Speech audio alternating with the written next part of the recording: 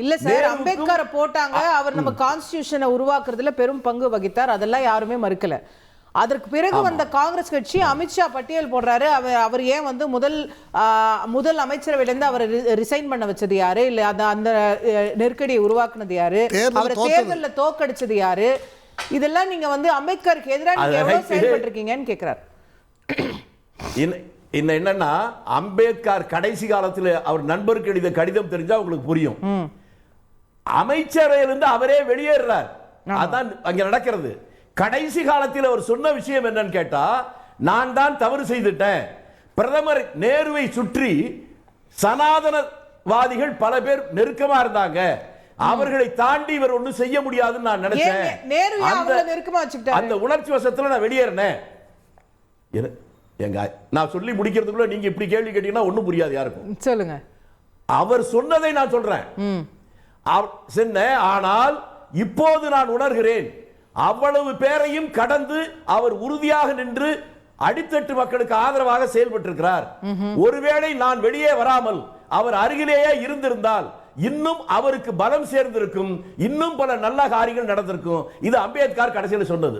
நாம் இதை புரிந்து கொள்ள வேண்டியது, அம்பேத்கர் என்கின்ற மனிதரை இப்ப நாம பேசுவதற்கு காரணம் அந்த அரசியல் நிர்ணய சபையுடைய தலைவராக இருந்ததுதான். அதனால தான் இன்னைக்கு நாம பேசுறோம். அதற்காக அவரை ஆதரிச்சது வைத்ததெல்லாம் மற்றதை பற்றி ஆதரிப்பதோ எதிர்ப்பதோ அது இங்க பிரச்சனை அல்ல. ஆனால் அம்பேத்கருடைய தலைமையில் உருவாக்கப்பட்ட அரசியல் நிர்ணய சபையில் உருவாக்கப்பட்ட அரசியல் சட்டத்தையே நாங்கள் மெஜாரிட்டிக்கு வந்தால் நாங்கள் அதை மாற்றுவோம், அதை திருத்துவோம். பிஜேபி சொன்னதா இல்லையா? அவருக்கு நீங்க பாரத் ரத்னா கொடுக்கல, அவருக்கு நினைவிடம் அமைக்கல, எதுவுமே நீங்க செய்யல அப்படின்னு பிஜேபி குற்றம் சாட்டுதே சார். இன்னைக்கு அம்பேத்கர் பேரை தூக்கிட்டீங்க, இன்னைக்கு அவர் படத்தை காட்டுறீங்க, அவருக்காக என்ன செஞ்சிருக்கீங்கன்னு கேக்குறாங்க சார். நான் முன்னாலே சொன்னமா, அம்பேத்கர் என்பவர் இன்றைக்கு பேசுகிற இடத்தில் வருவதற்கு காரணமே அரசியல் நிர்ணய சபையுடைய தலைவராக அவர் போட்டதுதான். அவரே வந்து உட்கார்ந்துட்டாரா இல்ல யாரு போட்டாங்கன்னு கேட்டேன். காந்தியும் நேரு, இன்னும் சொல்ல போனால் நேரு அவருடைய வீட்டுக்கு நேரடியா போறார் பிரதம மந்திரி. அவர் வீட்டுக்கு போனா இவருக்கு இன்ப அதிர்ச்சி. என்னடா நான் ஒரு கசப்பான உணர்வு இருக்கிற போது வீட்டுக்கு வந்திருக்காருன்னு. இல்ல நீங்க தான் அவரை போட்டீங்க, திரும்ப திரும்ப சொல்றீங்க. அது கூட நீங்க சொல்லிக்கங்க. ஆனா அவங்க கேக்குற கேள்வி, நீங்க ஆட்சியில இருந்தீங்க இல்லையா 50 வருஷம், அந்த நேரத்துல நீங்க அம்பேத்கர் நினைவை போற்ற என்னென்ன செஞ்சீங்க அப்படின்னு கேக்குறாங்க. பாரத் ரத்னா கூட அவருக்கு வந்து இது காலங்காலம் கொடுக்கப்பட்டது. பாரத ரத்னாவோட அரசியல் நிர்ணய சபை தலைவருக்கு தாமா 100 மடங்கு பெருசு. அதுதான் பெருசு. அதை வைத்துக் கொண்டு தான் மற்ற எல்லாத்தையும் பேசிக்கிட்டு இருக்கோம். அதுக்கே காரணம் காங்கிரஸ். சார், இந்தியாவின் முதல் பிரதமர் அப்படின்ற பெரிய பதவி தான். நீங்க பேசும்போது சொன்னா நான் புரிஞ்சுக்குவேன். தவறான கருத்துனா நீங்க எதை சொன்னீங்க சொல்லுங்க. எது தவறான கருத்து? சார், கான்ஸ்டிடியூயன்ட் அசெம்பிளில நேரு தான் இருந்தாரு, இந்தியாவின் முதல் பிரதமரா இருந்தாரு. அவருக்கு அப்புறம் பாரத் ரத்னா எல்லாம் கொடுக்காம விட்டோமா? அதுக்கப்புறம் வந்து எந்த தலைவர்களுக்காக கொடுக்காம விட்டோமா? அவங்க கேக்குறது பாரத் ரத்னா பத்தி. பார்லிமென்ட்டுக்குள்ள அம்பேத்கர் பேசுறதுக்கு ஆண்டவனை பத்தி பேசினா புண்ணியமாவது கிடைக்கின்றதை விட இது என்ன மோசமா? பேருக்கு உங்களை பார்த்து ஐயா ராஜா அப்படி பலாறு ஒரு அறை கொடுக்கறதுக்கும் அவர்கள் பட்டம் கொடுத்திருக்கலாம், ஆனா அவமானப்படுத்துறாங்க. நாங்கள் கண்ணியப்படுத்துறோம். பட்டம் கொடுக்கிறது முக்கியம் இல்ல, அவரை மதிப்பதுதான் முக்கியம். பாராளுமன்றத்தில் வந்த விவாதமே உள்துறை அமைச்சராக இருக்கிறவர் அம்பேத்கர் பேசுறது பதிலா ஆண்டவனை பத்தி பேசாத புண்ணியம் கிடைக்குங்கிறார். அதற்கு என்ன பொருள்? பாராளுமன்றத்துக்குள்ள பேச வேண்டிய பேச்சா இது? புண்ணியம்னா அவர்கிட்ட புண்ணியம் நிறைய இருக்கா? சொராபுதீன் கேஸ் அந்த புண்ணியம் தேடி இருக்கிறாரு. பில்கிஸ் பானு கேஸ்ல புண்ணியம் தேடி இருக்கிறாரு. ஆயிரக்கணக்கான முஸ்லிம்கள் கொலை செய்யப்பட்டாங்களே அதுல புண்ணியம் தேடி இருக்கிறாரு. அது மாதிரி நாங்க எல்லாம் தேடல. எதற்காக அதை சொன்னார்னு புரியலையே. இதெல்லவா பாராளுமன்றத்துக்குள்ளேயே ஒரு அமைச்சர் பேசியது எவ்வளவு உண்மையான கண்டனத்துக்குரியது என்பதை தான் நம்ம பார்க்கிறோம். ஓகே, கேட்போம். திரு ஜி கே நாகராஜ் அவர்கள்ட்ட கொண்டு போறேன். இதுல வந்து நீங்க பேசியதை வந்து சரி அல்ல தெரியாம சொல்லிட்டேன், தவறு மன்னிச்சிருங்கன்னு ஒரு வார்த்தை சொன்னா முடிஞ்சு போகக்கூடிய ஒரு விஷயம் தானே. அதுக்கு நீங்க வந்து காங்கிரஸ் இழுக்கிறீங்க, பாரத் ரத்னான்றீங்க, அவங்க செய்யலன்றீங்க. ஒரு சின்ன விஷயத்த நம்ம அட்மிட் பண்ணிட்டு போயிருக்கலாமே அப்படின்ற ஒரு கேள்வி இருக்குல்ல. அனைவருக்கும் வணக்கம். அம்பேத்கர் அம்பேத்கர் அம்பேத்கர் அம்பேத்கர் அவருடைய பெயரை சொல்வது பேசனாகிவிட்டது. என்ன செய்தார்கள் இவர்கள் அம்பேத்கரை சொல்லி அந்த மக்களுக்கு? பாஜக மிகச் சிறப்பாக அவர்களுக்கு செய்திருக்கிறது, அந்த சமுதாயத்தை உயர்த்தி இருக்கிறது அப்படிங்கிற ஒரு எண்ணத்தோட மீனிங்கோட தான் அவர் சொல்ல வந்தாரு. அவர் பேசுற ஸ்டைல் அது வந்து எப்பவுமே பொதுவா குஜராத்திகள் பேசுறப்ப அப்படிதான் பேசுவாங்க. நீங்க பொதுவா அது சொல்லுங்க வந்து இல்ல நீங்க அமித்ஷாவை விட்டுருங்க, அம்பேத்கரை விட்டுருங்க, ராகுல் காந்தியை விட்டுருங்க. நீங்க பொதுவா சமூகத்துல சொல்லுங்க. இந்த பொதுவான ஒரு கமெண்ட் நம்ம சமூகத்தை பத்தி பாஸ் பண்ணும்போது இதெல்லாம் இப்போ ஒரு ஃபேஷன் ஆயிடுச்சு அப்படின்னு சொன்னா அது எந்த தொனியில நம்ம சொல்லுவோம்? ஆஹா இது வரவேற்கத்தக்கது அப்படின்ற தொனிலையா சொல்லுவோம்?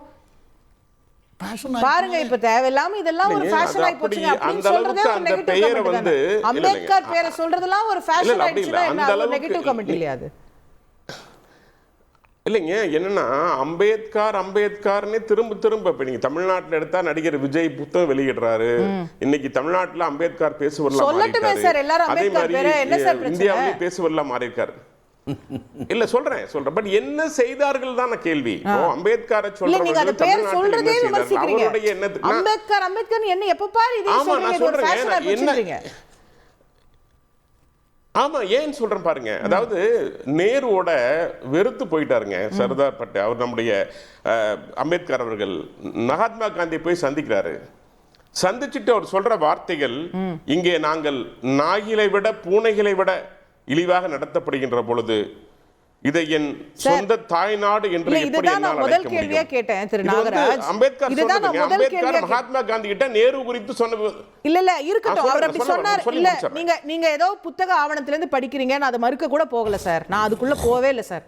நான் கேக்குறது ரொம்ப அவர் சொன்ன புத்தகம், அவர் சொன்ன ஆவணம்ங்க. இல்ல சார், நான் அதை மறுக்கலன்ட்டேனே, நீங்க சொல்றது கரெக்ட்ன்ட்டேனே, நான் அதுக்கு மேல போகல. நான் கேக்குற கேள்வியே வேற. நாங்க கேக்குறது இன்னைக்கு அமித்ஷா ஏங்க இப்படி பேசினாரு, ஆமாங்க ஸ்லிப் ஆஃப் தி டங் தவறா பேசிட்டாரு மன்னிச்சுக்கங்கன்னா முடிய போகுது.